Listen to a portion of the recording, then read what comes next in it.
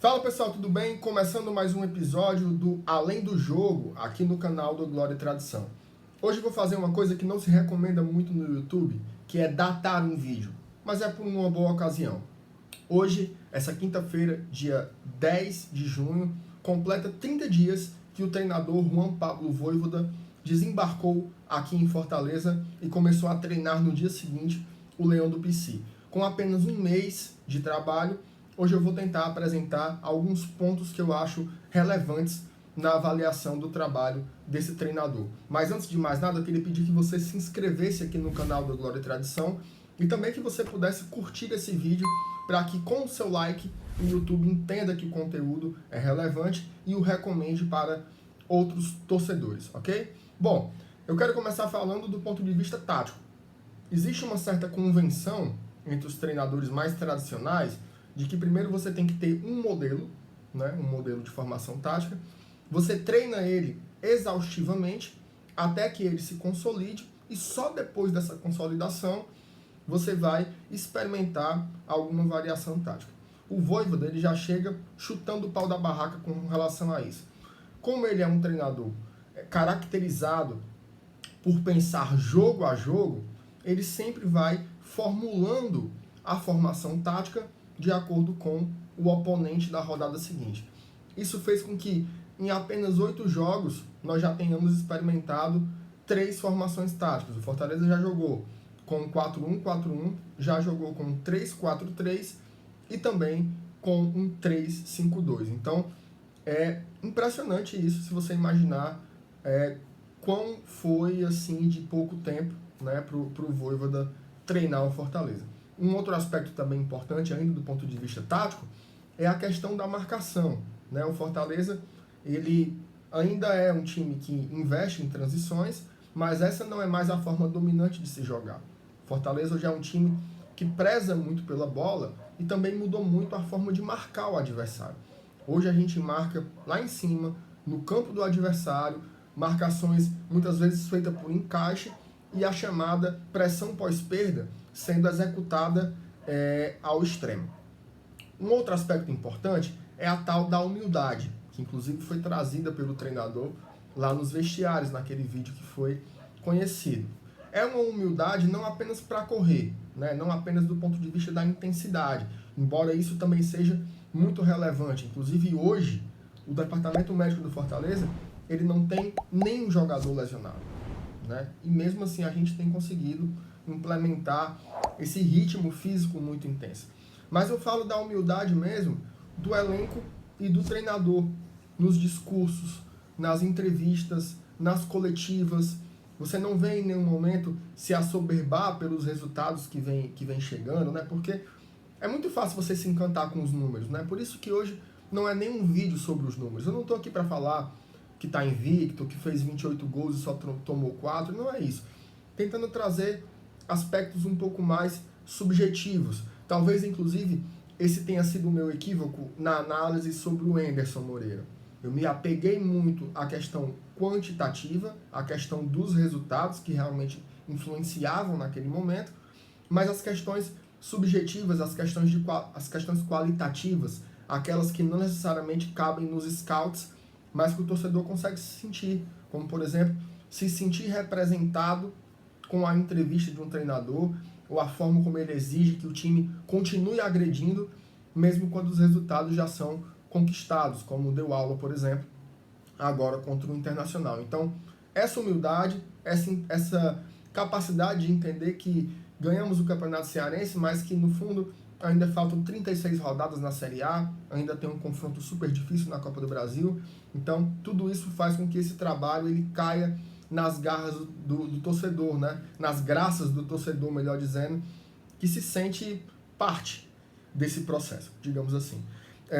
Um outro elemento importante, eu acho que é a visão cultural, né? Eu acho que tem uma perspectiva do treinador estrangeiro, talvez da cultura no sentido da formação mesmo, de como o treinador enxerga a si, como o treinador enxerga o seu trabalho, como o treinador enxerga a sociedade, né? Você vê, o Vojvoda ele chega numa cidade maravilhosa como é Fortaleza e ele se tranca no PC por um mês para trabalhar, né? Uma coisa meio workaholic, talvez, mas não só, né? Ele entende, por exemplo, que a gente está passando uma pandemia e não é o momento, né, para estar conhecendo pontos turísticos ou indo a lugares badalados da cidade.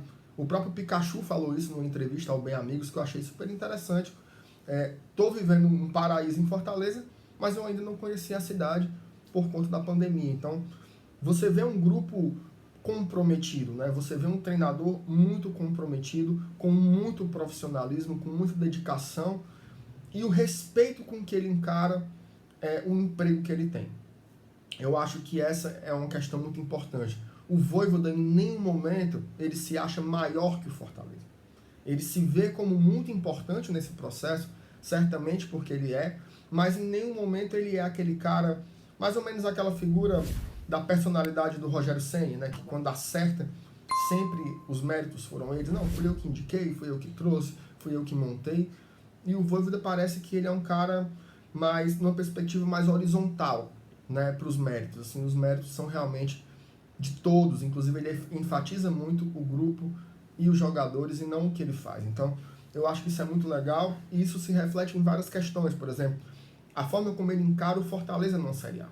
Ele não tem essa bagagem de dizer, olha, nós somos o time pequeno e a gente vai ser amassado por todos os times grandes e os jogadores já entrarem cabisbaixos. Ou, quando a gente pegar um time do eixo, a arbitragem vai beneficiar eles, então a gente vai passar o jogo inteiro reclamando da arbitragem. Não, tem sido demonstrado diferente. Eu não estou falando que o Vojvoda não vai reclamar de arbitragem e eu não estou falando que o Vojvoda vai jogar com os peitos abertos contra qualquer adversário. Não se trata disso. Mas se trata de entender que é possível fazer um trabalho diferente sem olhar todo mundo de baixo para cima. O Fortaleza ele pode ter momentos de protagonismo e ele pode se embolar grandes armadilhas táticas para enfrentar grandes adversários. Eu acho que isso é um ponto muito importante. O último aspecto que eu queria ressaltar é a questão relacionada ainda a essa imersão do treinador ao trabalho com relação ao conhecimento muito rápido que ele adquiriu com o elenco, né? Geralmente, para que um treinador ele consiga entender muito bem o mecanismo das peças que ele tem à disposição, isso leva muito tempo, né? E o Vojvoda, você viu que ele passou ali 7, 10 dias antes de vir para cá estudando Fortaleza por meio de vídeos.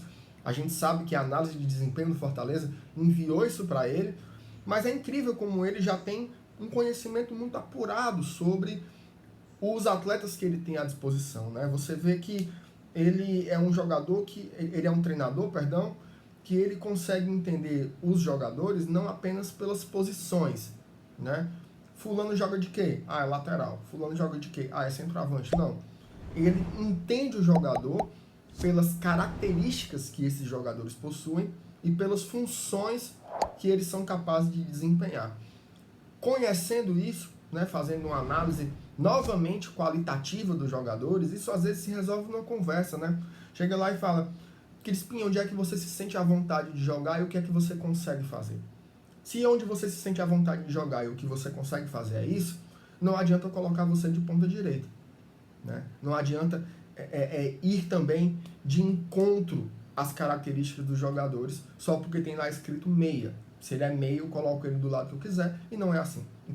Então, tanto por isso, o Vojvoda ele conseguiu encontrar variações de funções de jogador que são espetaculares. O exemplo mais gritante, sem dúvidas, é o do Tinga. Hoje você vê o Tinga, às vezes você pensa assim, quem é esse zagueiro? Porque ele encaixou como um zagueiro pela direita no 3-5-2 de uma forma muito harmônica, que parece que ele sempre fez aquilo, né? E jogando futebol muito bem jogado. Eu acho que o Crispim, na ala esquerda também, é uma coisa que está saltando muito aos olhos, é um destro jogando pela ala esquerda e indo muito bem. O Pikachu, que era ainda uma dúvida onde ele ia se encaixar, pela ala direita, fazendo aqueles trabalhos em diagonal, trocando de posição com o volante, pisando na área várias vezes para finalizar. Hoje o Pikachu, ao lado do Wellington Paulista e do Crispim, é o artilheiro da era Vojvoda com 4 gols. Então, assim, é muito interessante como o treinador ele consegue encontrar variações de funcionamento dos seus jogadores ao conhecer as suas características e como ele consegue melhorar o desempenho de certas peças, né? É inegável o quanto o Ederson melhorou, o quanto o Benevenuto está jogando muito, o quanto o Felipe voltou a ser um jogador muito ligado, muito intenso, distribuindo o jogo. O Robson é um jogador que causa uma certa irritação em alguns torcedores, né? Mas ele é um jogador muito decisivo, ele é um jogador que tem muitas assistências, que tem muitos gols. Então ele é um jogador de muita entrega tática também, e é por isso que ele é o dono da posição com o elenco que nós temos hoje, né? Então, eu acho que o Felipe Alves continua muito bem, o Tite tá jogando muita bola, então o Romarinho hoje é uma opção que o torcedor lembra, né? O Romarinho, nos trabalhos anteriores, era um jogador que o torcedor tava assim, ai, vende logo, vende logo, vende logo. E hoje não, hoje você tem uma hora do jogo que você fala assim, acho que seria legal colocar o Romarinho para entrar aí nesse momento. Então, assim, é um trabalho ainda muito novo, né? Em 30 dias ele conseguiu rodar o elenco inteiro, todo mundo jogou, né? É óbvio que tem alguns jogadores que acabam sendo mais utilizados do que os outros, e outros, naturalmente, por consequência, vão perdendo esse espaço em campo, mas é um trabalho muito virtuoso. Vamos lá. Hoje tem Clássico Rei. Hoje tem Clássico Rei pela Copa do Brasil, a segunda partida. O primeiro jogo foi empate, 1-1. E eu trago a pergunta para você. Pensa aí. Se por um acaso o Fortaleza não conseguir passar do Ceará hoje pela Copa do Brasil, tudo que eu falei, esses quase 12 minutos de vídeo, se anula? Né? A pressão, ela inverte? Faz sentido ela inverter por conta de uma partida? Eu acredito que não. Eu acredito que não. Acho que o Fortaleza ele tem muitas condições de passar pelo seu maior rival hoje. Vai ser um jogo, como todos os clássicos, muito difíceis, né? Já tem quase 10 anos que não tem um Clássico Rei com 2 gols de diferença, né? O equilíbrio tem sido cada vez mais recente, cada vez mais alto, né? Cada vez mais disputado, né? O Clássico Rei, independente dos momentos das duas equipes. Então eu acho que é preciso entender o jogo de hoje como um jogo muito importante, mas ele não pode ser aquele jogo que nem coloca o trabalho do Vojvoda no céu e nem coloca o trabalho do Vojvoda no inferno em caso de revés.